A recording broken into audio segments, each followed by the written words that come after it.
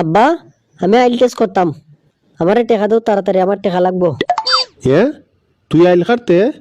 তোরা তো কোনোদিন টেলতে টেলতেও খেতে ফাটানি যায় না, আর আজকে তুই কইতাছ নিজে আইয়া যে তুই আইল কাটতে।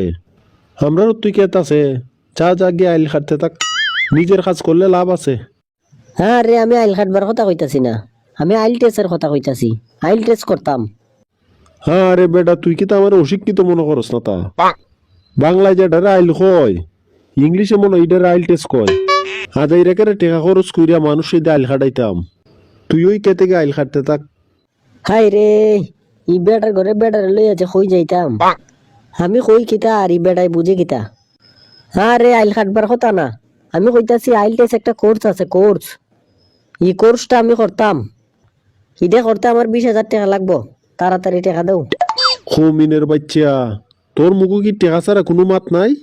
আমি তো আর ভাবছি আমার ফুলালার কেমনে দায় তুইল, নিজের থেকে আইয়া কইতাছে আইল কাটবার কথা, কেতে বুঝি যাইব। আর ইকানো আইয়া উল্টা আমারে কয় আমি বুঝি 20,000 টাকা দিতাম। আমার টাকা কি গাছও ধরে যে আমি ফাইরা ফাইরা তোরে দিলাইতাম খামে অসমে? খামেওই কইতাছি, ইখানে কোনো অখাম নাই।